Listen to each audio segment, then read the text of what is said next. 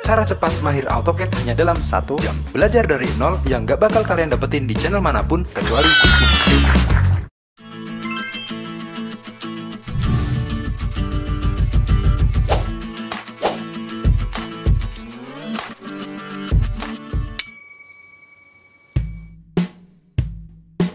Halo semua, balik lagi di channel kita. Buat kalian anak SMK, mahasiswa teknik, atau siapapun itu yang pengen banget secara cepat menguasai AutoCAD untuk kebutuhan kerjaan, tugas kuliah, dan lain-lain, yang pengen secepat kilat mahir AutoCAD walaupun belajar dari nol. Kalian udah menemukan video yang tepat. Kita bakal kasih trik belajar cepat dengan materi yang kita dapat langsung dari AutoCAD-nya tanpa harus belajar bertele-tele dan ngebosenin. Karena cukup 5 menit setelah nyimak video ini, kalian langsung bisa praktekin. Apa kunci utama bisa belajar kilat dan cepat mahir AutoCAD di channel ini? Karena pertama, konten ini berisi penggunaan AutoCAD dengan sistem shortcut. Apa itu shortcut? Yaitu berupa rumus-rumus penggunaan menu secara cepat melalui keyboard tanpa harus klik menu di layar laptopmu yang makan waktu lama. Nah, shortcut ini kita dapat langsung dari AutoCAD-nya, yaitu ini. So, nggak usah berlama-lama ya, kita langsung mulai. Check this out. Balik lagi di tutorial AutoCAD, yaitu cara cepat mahir AutoCAD part 2. Kenapa tutorial kita ini bakalan bisa bikin kalian cepat mahir AutoCAD? Karena tutorial kita ini memakai sistem shortcut, yaitu berupa rumus-rumus penggunaan menu secara cepat melalui keyboard sekalian. Nah, sebelumnya buat kalian yang baru nemu tutorial ini, perlu kalian tahu bahwa untuk bisa cepat mahir AutoCAD, kalian harus menguasai semua shortcut AutoCAD yang jumlahnya sekitar 70-an. Nah, yang semua bakal kita jelasin satu persatu di konten kita ini. Dan untuk memudahkan kalian belajar dari 70-an shortcut tadi, kita udah pecah menjadi beberapa part video. Jadi kalian harus simak juga video tutorial part-part yang lainnya yang ada di playlist channel kita ini. Oke? Dan kali ini kita akan jelasin shortcut yang ini. Kita masuk ke tabel nomor 16, yaitu menu Heads. Nah, misalnya kita langsung ilustrasikan, kita bikin kotak rectangle. Kita bikin di sini, terus kita kombinasikan dengan lingkaran. Misalnya kita bikin circle di sini seperti itu, sama circle di sini. Nah, seperti ini. Nah, kita akan arsir ini menjadi berbentuk arsiran dari template AutoCAD. Shortcutnya adalah ketik heads pada keyboard kalian, H spasi. Nah, berikutnya kita bisa memilih arsiran yang dua cara, teman-teman. Di menu heads ini ada dua cara kita memilih objeknya. Pertama, ada pick point, yang kedua ada select. Apa itu? Nanti kita akan praktekkan. Pertama kita klik pick point. Pick point pada prinsipnya kita adalah memilih area mana yang akan kita arsir. Kita taruh di tengah sini. Nah, maka nanti area tengah ini akan kita arsir, teman-teman. Nah, kita klik di sini. Nah, seperti itu. Nah, untuk arsiran kita bisa langsung pilih sesuai dengan yang kita inginkan. Misalnya cara merubahnya, klik di sini, teman-teman. Nah, klik maka akan ke bawah. Nah, ini kita scroll naik turun. Kita mau pakai arsiran yang mana? Misalnya kita pakai arsiran yang garis miring ini. Nah, seperti itu. Nah, garis miring kita rubah angkanya menjadi. Nah, ini kenapa menjadi putih? Karena dia terlalu rapat, teman-teman. Nah, kita rubah angkanya biar lebih renggang ke angka 1. 1 enter. Nah, seperti itu. Nah, misalnya skala 1 kurang renggang, kita rubah menjadi 10 misalnya. Atau 5 misalnya, kita ketik 5 enter, maka sekarang sudah menjadi lebih renggang seperti itu. Nah, itu jadi cara pertama kita memilihnya di area sini. Cara kedua berikutnya adalah kita memperbesar atau memperkecil skalanya di sini. Selain itu ada tambahan menu untuk kita mengatur kemiringan garisnya. Nah, di sini teman-teman, misalnya 45 ini kita rubah menjadi 0, maka menjadi miring seperti ini. Atau intinya ini ketika kita ketikkan, artinya ini adalah kemiringan berapa derajat garis yang akan kita ingin miringkan, seperti itu. Kalau sudah, akhiri dengan enter atau escape pada keyboard kalian, maka sudah jadi seperti itu. Bisa dipahami teman-teman ya. Nah, berikut ya kita masuk ke heads yang kedua. Ketik H spasi pada keyboard kalian. Yang tadi dimana yang pertama kita sudah terangkan dengan metode pick point. Yang kedua dengan metode select object maksudnya. Nah, maka kita klik tombol select ini. Nah, berikut ya kita arsir, misalnya kita mau mengarsir daripada lingkaran ini. Jadi bedanya adalah kalau yang pertama tadi pick point artinya kita mengarsir area mana yang akan kita arsir. Nah, tapi kalau select itu fokusnya objek mana yang akan kita arsir misalnya. Misalnya kita klik di sini. Klik di sini, klik garis lingkarannya. Nah, berikutnya kita bedakan arsirannya. Misalnya saya turunkan, saya mau pakai arsiran yang ini. Nah, silang seperti ini. Nah, seperti itu. Nah, skalanya saya perbesar biar lebih terlihat gitu. Dari 5 saya rubah ke 10 misalnya. 10, ketik 10 pada keyboard kita, akhiri dengan enter. Nah, maka sudah besar. Seperti itu teman-teman. Kalau sudah, akhiri dengan escape. Nah, cukup seperti itulah menu heads. Nah, barangkali sudah paham ya menu heads. Nah, berikutnya kita masuk ke tombol tabel nomor 18 yaitu array. Array itu apa teman-teman? Array adalah yaitu mengcopy objek dengan jumlah tertentu. Nah, misalnya kita simak di sini, saya membuat sebuah objek lingkaran kecil misalnya di sini.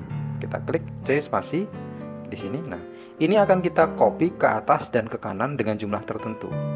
Caranya, klik objeknya terlebih dahulu, terus klik atau ketik shortcut array-nya. Shortcutnya adalah AR spasi. Ketik AR pada keyboard kalian, akhiri dengan spasi. Nah, berikutnya nanti kita akan ditampilkan di layar kalian ada pilihan, ada rectangle, ada path, ada polar. Misalnya kita klik yang rectangular, ya, biar nanti arah ngopinya melingkar. Kita klik rectangular, nah maka otomatis berikutnya langsung berubah tampilan seperti ini. Nah, berikutnya di tabel yang bagian atas kita bisa atur-atur jumlahnya ataupun jaraknya. Nah, yang pertama, kolom ini adalah jumlah. Nah, kita sambil lihat tabelnya, ini adalah berjejer ke samping kanan, berarti ada 4. Nah, maka otomatis ini 4. Berikutnya, jaraknya adalah 167, masih random. Misalnya kita kasih jarak yang lebih bulat, misalnya jaraknya 150. Enter, maka jarak dari objek satu yang lain ke sebelah kanan itu jaraknya adalah 150, teman-teman.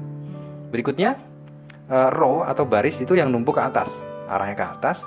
Row-nya itu ada 3. Nah, jaraknya adalah 167. Sama tadi 160-an. Nah, kita bulatkan jadi 100 deh biar lebih rapat. Ketik 100 pada keyboard kalian, akhiri dengan enter. Nah, maka otomatis dia lebih rapat seperti itu. Jarak dari objek pertama kedua itu 100.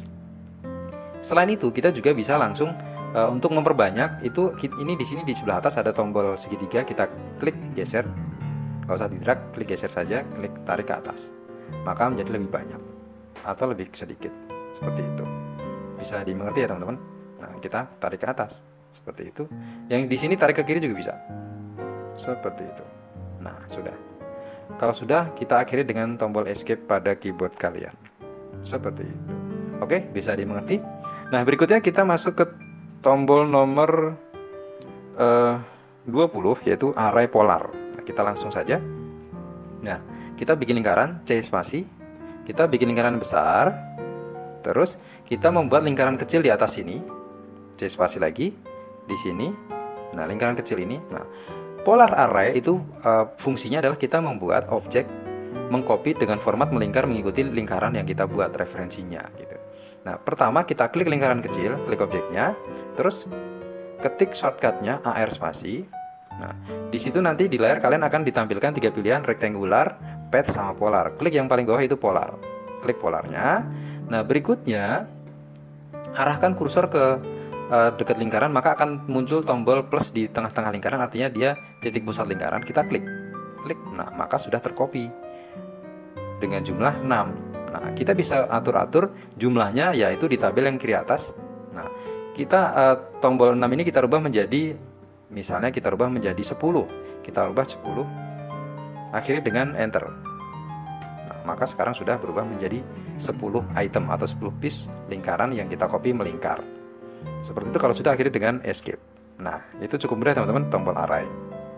Nah, berikutnya kita masuk ke shortcut nomor 21, 22, 23 ini biasanya sering dipakai dalam dunia gambar. Nomor 21 itu tombol erase. Nah, kita misalnya kita praktekkan, kita membuat sebuah objek, beberapa objek. Ada, kita tumpuk-tumpuk, ada kotak, ada lingkaran, seperti ini, dan seterusnya. Nah, sekarang kita aktifkan menu erase yaitu menghapus. Caranya klik objeknya, E spasi. Nah, jadi ketik di keyboard kalian ketik huruf E spasi, maka otomatis terhapus. Ulangi lagi E spasi.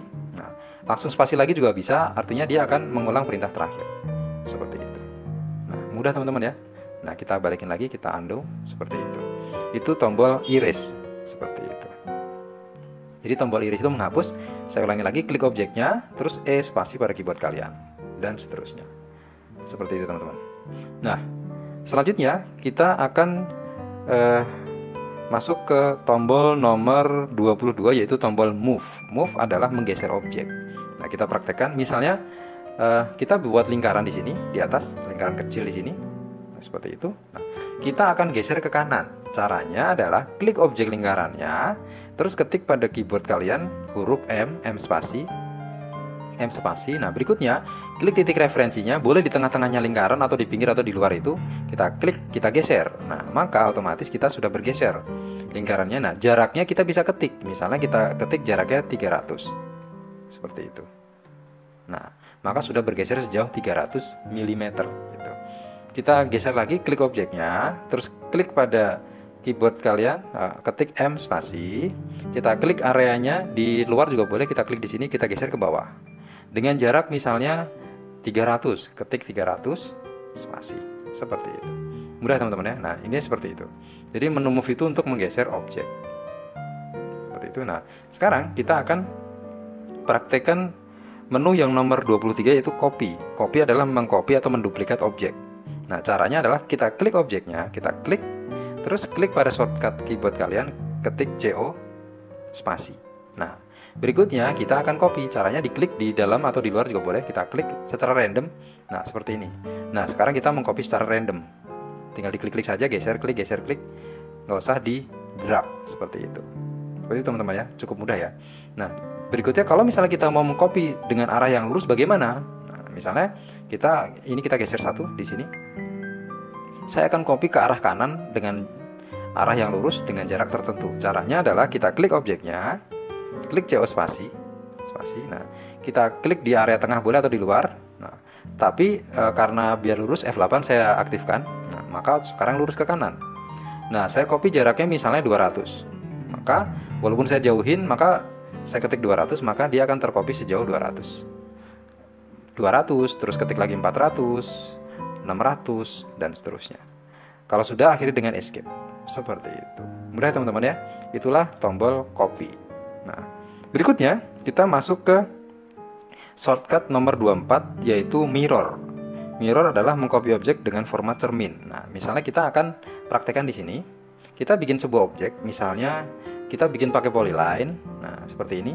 Saya akan buat objek dengan bentuk random ya teman-teman. Misalnya dari sini saya belokin ke kiri, ke sini dengan jarak, ya pokoknya bentuknya random lah. Ada naik turun seperti ini, seperti ini, seperti ini, seperti ini. Nah, akhirnya dengan escape. Nah, ini pakai polyline ya teman-teman. Nah, kita akan copy mirror, kita akan balik ke sebelah kanan. Saya perbesar sedikit. Nah, kita akan copy mirror. Nah, shortcutnya adalah MI spasi. Caranya pertama klik objeknya, terus MI spasi. Nah, kita klik referensinya di sini sebelah kanannya. Nah, F8 saya nyalain biar lurus. Nah, seperti itu. Maka kita akan copy ke sebelah kanannya. Nah, garis klik objek kita ini yang akan menjadi referensi kopinya seperti itu. Saya ulangin, klik objeknya, MI spasi. Klik titik pertama di sebelah kanannya, klik titik kedua di sebelah bawah, lurus. Nah, akhiri dengan enter. Seperti itu. Jadi arahnya sebelah kanan. Itu tombol mirror, teman-teman. Nah, berikutnya kita akan praktekkan menu offset nomor 25, tabel nomor 25. Misalnya kita membuat sebuah rectangle seperti ini. Seperti itu. Nah, kita akan offset. Offset itu secara prinsip dia akan mengcopy lebih besar atau lebih kecil dari objek yang akan kita copy. Shortcutnya adalah O spasi. Ketik O spasi pada keyboard kalian, O spasi. Ketik jaraknya, misalnya jaraknya 50. Saya ulangi ya, ketik O spasi, kita kasih jarak 50, ketik 50 spasi. Nah, kita klik garisnya, klik. Nah, maka kita geser keluar, maka dia akan di-copy keluar sejauh 50, atau kita geser ke dalam sejauh 50 juga. Geser keluar aja ya, terus diklik. Nah, ulangi lagi, nggak usah O spasi, langsung klik lagi, jadi klik lagi yang dalam seperti ini. Nah, ini juga berlaku untuk garis teman-teman. Nah, saya escape, saya bikin garis, kita escape dulu, klik L spasi di sini. Nah, jarak garisnya arahnya ke bawah, kita offset ke kanan. Caranya O spasi. Misalnya kita offset dengan jarak 30, ketik 30 spasi. Nah, maka kita akan copy ke kanan sejauh 30. Kenapa tidak besar tidak kecil? Karena garisnya lurus teman-teman. Seperti itu. Bisa dimengerti ya? Nah, itulah tombol offset.